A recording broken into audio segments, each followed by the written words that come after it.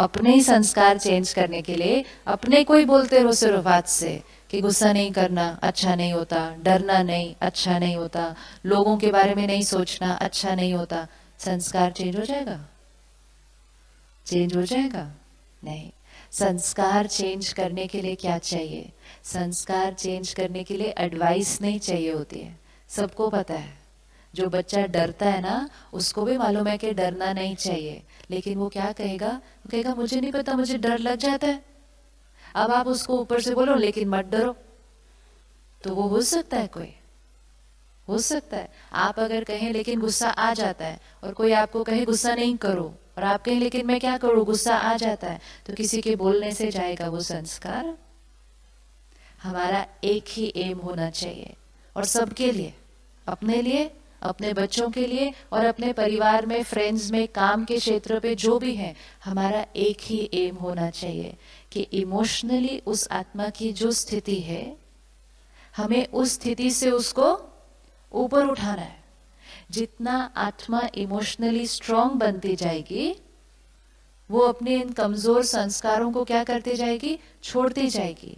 लेकिन जितना हम उसको क्रिटिसाइज करेंगे और कंपेयर करेंगे, उतना हम उस बैटरी को चार्ज करने की बजाय हम उस बैटरी को डिस्चार्ज कर रहे हैं। तो फर्स्ट अटेंशन, हम किसी की भी बैटरी को डिस्चार्ज करने के निमित्त ना बन जाए। एंड विच मीन्स हम किसी को भी क्रिटिसाइज या किसी और के साथ कंपेयर नहीं करें। अगर हम उसको क्रिटिसाइज नहीं करते, रिजेक्ट नहीं करते, उसका मजाक नहीं उड़ाते, तो हम क्या करते हैं? हम उसको एक्सेप्ट करते हैं। हम कहते हैं आई अंडरस्टैंड तुम्हारे पास ये संस्कार है, आई अंडरस्टैंड तुम किसी चीज से गुजरे हो, इसीलिए आपके पास ये संस्कार है। आज जब हम दुनिया में देख रहे हैं क्या क्या हो रहा है, कोई अचानक एक्सीडेंट में शरीर छोड़ रहा है, कोई बीमारी में शरीर छोड़ रहा है, कोई यंग एज में शरीर छोड़ रहा है, कोई कन्या के साथ क्या क्या हो रहा है, यही आत्माएं हमारे घर बच्चा बनकर आती हैं। आज की दुनिया की आत्मा ही बच्चा बनकर आएगी ना हमारे घर। कोई आत्मा को डिप्रेशन है, आज कितने लोगों को डिप्रेशन है समाज के अंदर? 1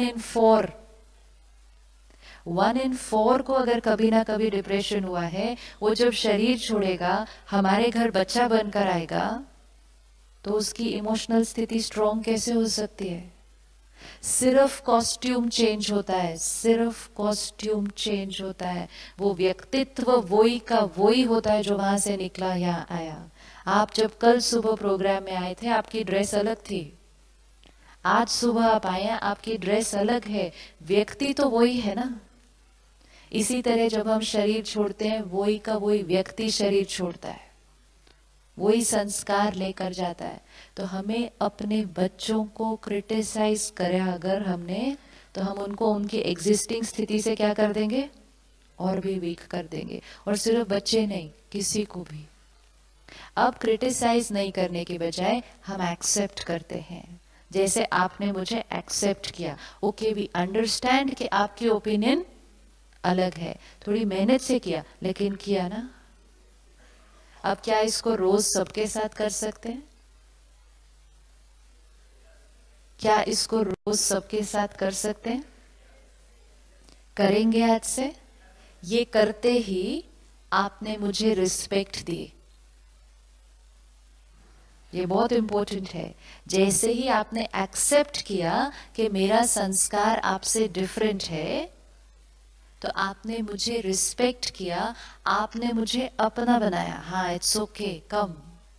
लेकिन अगर आपने कहा नहीं गलत, कैसे आपको अच्छा नहीं लगता, तो आपने मुझे क्या किया? रिजेक्ट किया। जैसे ही आपने मुझे कहा कि कैसे आपको अच्छा नहीं लगता, तो मैंने कहना मुझे तो समझ में नहीं आता आपको अच्छा कैसे लगता है, यही होगा ना। तो आप अगर मुझे रिजेक्ट करते हैं तो मैं आपको रिजेक्ट करती हूँ, और जैसे ही 2 लोगों ने एक दूसरे को रिजेक्ट किया, हम एक दूसरे से क्या हो गए? हम एक ही घर में रहते हुए एक दूसरे से बहुत दूर हो जाते हैं, क्योंकि हम एक दूसरे के संस्कारों को रिजेक्ट करते हैं। आज से हमें हर आत्मा के एक एक संस्कार को एक्सेप्ट करना है पहले। जब तक एक्सेप्ट नहीं करेंगे उनको चेंज करने में हेल्प नहीं कर सकते, क्योंकि रिजेक्ट किया आपने मुझे तो मैं लो हो जाऊंगी, एक्सेप्ट किया तो मैं इमोशनली क्या हो जाएगा, एम्पावर्ड हो जाऊंगी, इमोशनली स्ट्रांग हो जाऊंगी, तब तो चेंज कर पाऊंगी। लेकिन इमोशनली वीक स्थिति में तो कोई अपने संस्कार को चेंज नहीं कर सकता। अगर हम किसी को भी, स्पेशली बच्चों को, अगर हम उनके कोई भी एक संस्कार को चेंज करना चाहते हैं, लेट्स से आपके घर में किसी को गुस्सा करने की आदत है और हम चाहते हैं कि उनका संस्कार चेंज हो जाए। अब हम सारा दिन सोचते और चिंतन और वर्णन किस बारे में करते हैं, इसको बहुत गुस्सा आता है, कहते हैं सब ये बहुत गुस्से वाला है, और जितनी बार वो गुस्सा करता है हम बार बार उसको बोलते हैं कितना गुस्सा करते हो, थोड़ा शांत रहना, थोड़ा धीरे बोलो, कितना गुस्सा करते हो। तो सब लोग एनर्जी कौन से संस्कार को दे रहे हैं, सब लोग एनर्जी कौन से संस्कार को दे रहे हैं, उस संस्कार को दे रहे हैं जिसको फिनिश करना चाहते हैं। सपोज यहाँ 2 पौधे लगे हुए हैं, 2 प्लांट्स, हमें एक प्लांट को फिनिश करना है और एक प्लांट को ग्रो करना है, और हम उखाड़ नहीं सकते उस प्लांट को। तो सिंपलेस्ट तरीका क्या है, जिस संस्कार को ग्रो करना है उसको पानी दो, जिसको फिनिश करना है उसको पानी देना बंद कर दो, 10 दिन में अपने आप खत्म हो जाएगा।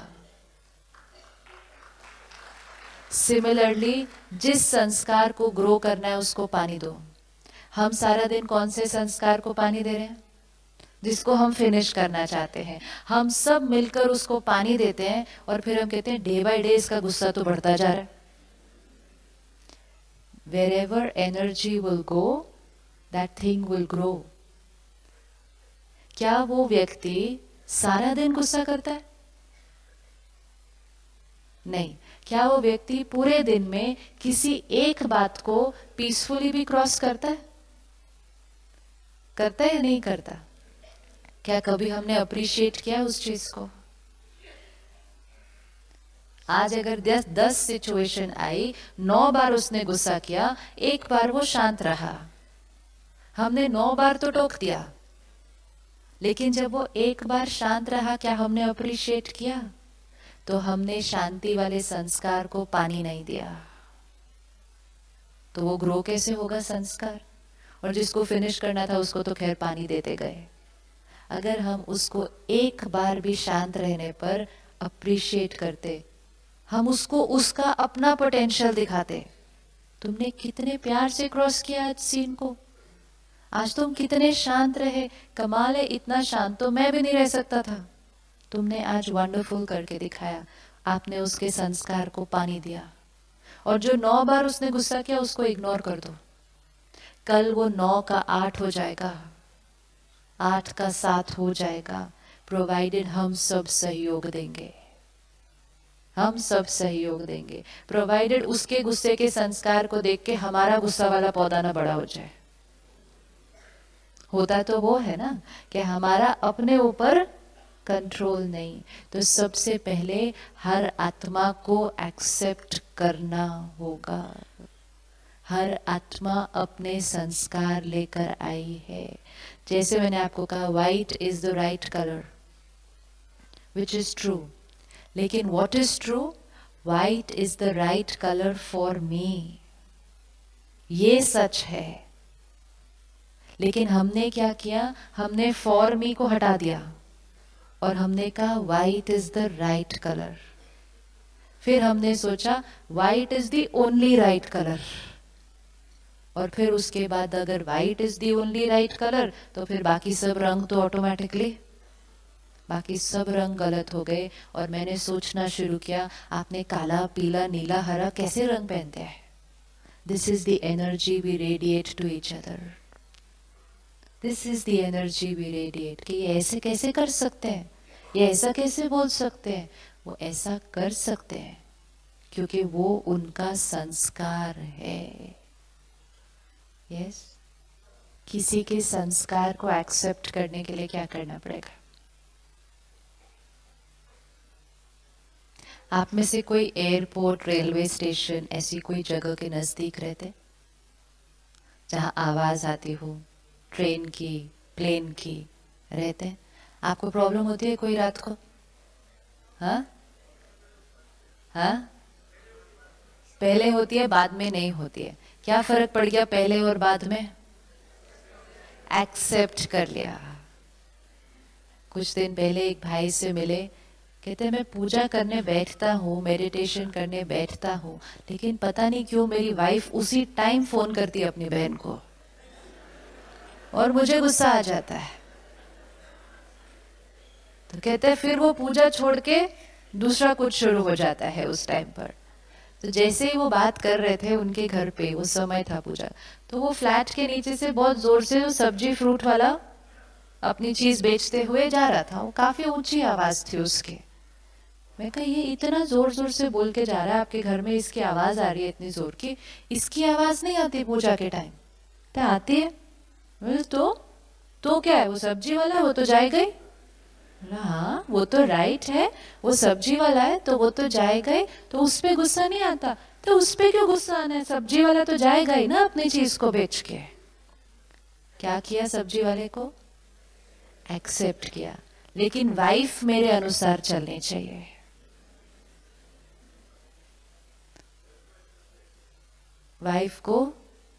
वाइफ से एक्सपेक्ट किया।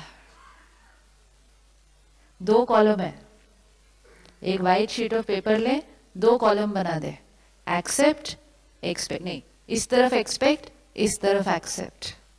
जो जो चीजें एक्सपेक्ट में लिखी हुई है, धीरे से प्यार से इधर से उठा के उसको उस तरफ डाल के देखे क्या होता है।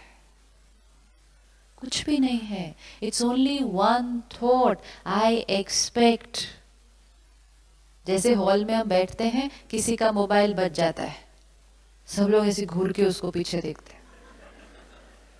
अच्छा, मेडिटेशन चलता है, म्यूजिक चलता है पीछे, उस म्यूजिक को आके कहते हैं बहुत अच्छा म्यूजिक था वो जो बजा मेडिटेशन के टाइम पे। किसी का जब फोन का म्यूजिक बजता है वो भी तो अच्छा होता है, अच्छा होता है या नहीं होता? लेकिन उसको हम क्या करते हैं, मेडिटेशन म्यूजिक बजना है, वी एक्सेप्ट, लेकिन वी एक्सपेक्ट के फोन ऑफ होने चाहिए प्रोग्राम के टाइम। फोन का म्यूजिक उतना ही सुंदर होता है जितना मेडिटेशन का म्यूजिक होता है। सिर्फ एक थॉट चेंज करनी पड़ती है कि आई एक्सेप्ट, जहाँ 1000 लोग हैं तो कोई ना कोई तो अपना फोन साइलेंट करना भूल ही जाएगा। लेकिन ऐसे आई एक्सपेक्ट कि सबका फोन साइलेंट होना चाहिए। सेकेंड थॉट आई क्रिएट, अगर फोन साइलेंट नहीं होगा तो मैं डिस्टर्ब होंगी। And third thought I create, मेरी डिस्टर्बेंस का कारण कौन? सारी प्रोग्रामिंग किसने कर दी?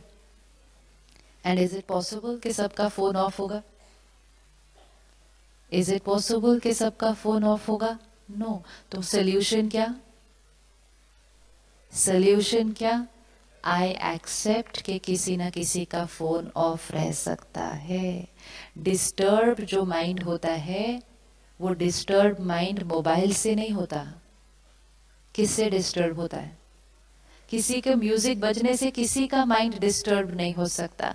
डिस्टर्ब किस चीज से होता है?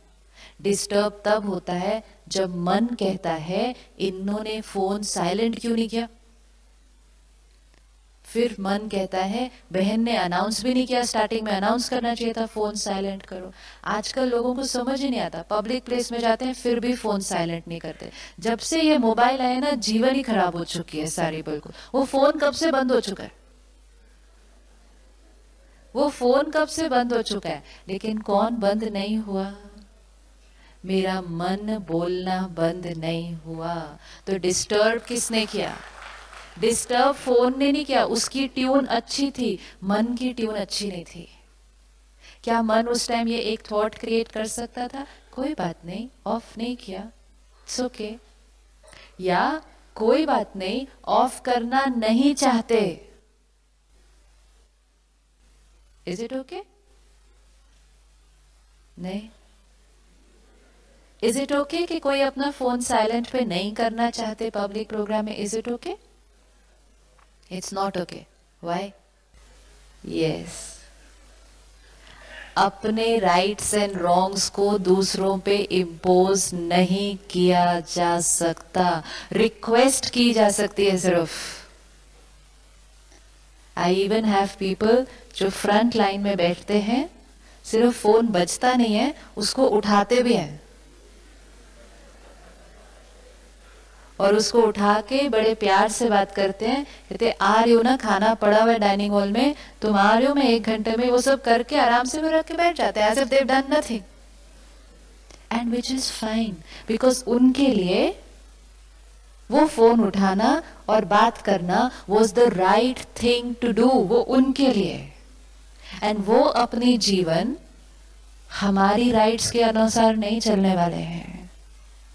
And the sooner we accept that, the easy it is to be happy. अगर हम उसको देख देख कर फोन ऑफ नहीं किया, बात भी कर रहे हैं, इतना भी नहीं समझ में आता, वो तो फिर भी बात करने वाले हैं, वो तो फिर भी बात करने वाले हैं। हम चाहते हैं कि वो हमारे अनुसार चले। लोग पपेट नहीं है, वो लोग हैं, वो कंप्यूटर नहीं है, वो सोल है। आज तो कंप्यूटर भी हमारे अनुसार नहीं चलता, कई बार आत्मा है, वो किसी और के अनुसार नहीं चल सकती। क्या हम लोगों के अनुसार चलने के लिए रेडी हैं? क्या हम लोगों के अनुसार चलने के लिए रेडी हैं? क्या आप मेरा कहना माने कि कल से व्हाइट पहनेंगे? फिर इट्स सिंपल, हर आत्मा अपने अनुसार चलेगी। हम आत्मा को राय दे सकते हैं, लेकिन आत्मा के से एक्सपेक्ट नहीं कर सकते कि वो हमारी राय को स्वीकार करेंगे, क्योंकि हर आत्मा वही करेगी जो उसके अनुसार सही है। लेकिन राय देने से पहले एनर्जी कौन सी देनी पड़ेगी? अगर रिजेक्ट किया और फिर राय दी, फिर तो राय चलने का कोई चांस भी नहीं है।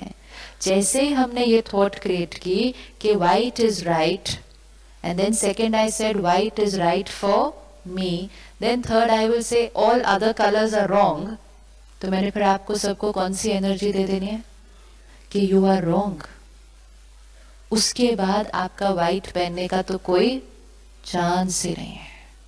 एंड मोस्ट इम्पोर्टेंट, आपने फिर मेरे लिए सोचना है आपकी जीवन कितनी बोरिंग है, व्हाइट ही पहनते हो, क्या टेस्ट ही नहीं है लाइफ में, कोई रंग ही नहीं पहने आपने कभी भी। This is how we start thinking for each other. ये हमारी सोच बन जाएगी एक दूसरे के लिए, एंड ये डिसरिस्पेक्ट है। एक ही घर में रह रहे हैं, एक ही के साथ काम कर रहे हैं, लेकिन रिश्ते की फाउंडेशन क्या है? डिसरिस्पेक्ट। डिफरेंस ऑफ ओपिनियन रोज आएगा, डिफरेंस ऑफ ओपिनियन रोज आएगा, लेकिन डिफरेंस ऑफ ओपिनियन के साथ जब डिसरिस्पेक्ट रोज आने लग गई, तो रिश्ते की फाउंडेशन क्या हो जाएगी? रिश्ते की फाउंडेशन क्या हो जाएगी? उसमें कुछ नहीं बचेगा, क्योंकि वो डिसरिस्पेक्ट है। हम अपने बच्चों को सारा दिन में कितनी बार ये कहते हैं कि वो रॉन्ग है? कहते हो कभी सारा दिन में अपने बच्चों को कि वो गलत है? कहते हैं नहीं कहते? एक लिस्ट अगर आज बना दी ना कि कितनी चीजों के लिए अपने बच्चों को कहते हैं वो गलत है।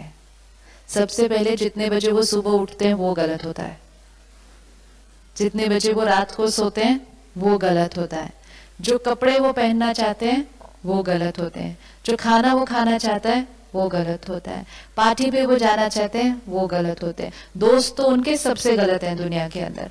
पार्टी पे वो आना, कितने बजे आना चाहते हैं वो गलत होता है, गाड़ी की स्पीड पे वो चलाना चाहते हैं वो गलत होता है, फेसबुक पे फोन पे वो बैठे हुए हैं वो गलत होता है, चैट वो कर रहे हैं वो गलत होता है। हर चीज के लिए तुम गलत हो, तुम गलत हो, तुम गलत हो, तुम गलत हो। तो वहां से क्या आने वाला है? वहां से क्या आने वाला है?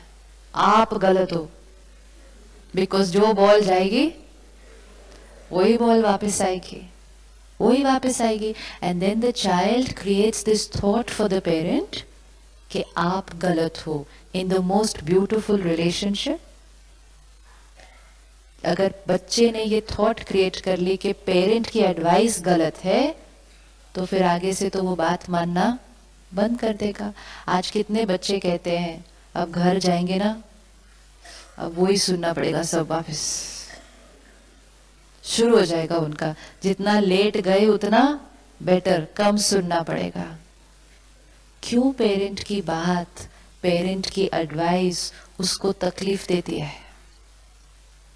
क्यों देती है? एडवाइस बहुत अच्छी है, बात अच्छी है, लेकिन एनर्जी सही नहीं है। अगर मैं आपको एक बहुत एक्सपेंसिव गिफ्ट दूं, एक डायमंड, उसको बहुत प्यार से पैक किया, बहुत सुंदर वेलवेट बॉक्स में, इतनी मेहनत करके, इतना खर्चा करके आपके लिए खरीदा, और फिर आपके पास आई और कहा ये लो, क्या करेंगे? क्या करेंगे? देखेंगे भी नहीं, बोलेंगे नहीं चाहिए, बाद में देखते हैं। और कोई आया, उसने आपको 5 रुपए का गुलाब का फूल दिया, लेकिन इतने प्यार से दिया, आप उसको 1 महीना संभाल के रख लेंगे। गिफ्ट मैटर नहीं करता, गिफ्ट देने की एनर्जी। एडवाइस भी मैटर नहीं करती, हर बच्चे को पता है, लेकिन एडवाइस देने की एनर्जी क्या है? जितना उसके लिए ऐसा सोचेंगे तुम गलत, तुम गलत, तुम गलत, हम डिसरिस्पेक्ट कर रहे हैं उसकी। और जब हम उसकी डिसरिस्पेक्ट कर रहे हैं, वो हमारी डिसरिस्पेक्ट कर रहा है, वो एडवाइस कैसे लेगा? और फिर हमने कहा जेनरेशन गैप नेचुरल है। It's not natural, it's just that her generation ने नेक्स्ट जेनरेशन को क्या कहा? तुम गलत। और फिर उस जेनरेशन ने अपने बड़ों को कहा तुम गलत, और हमने कहा हम एक दूसरे को अंडरस्टैंड नहीं कर सकते, गैप है।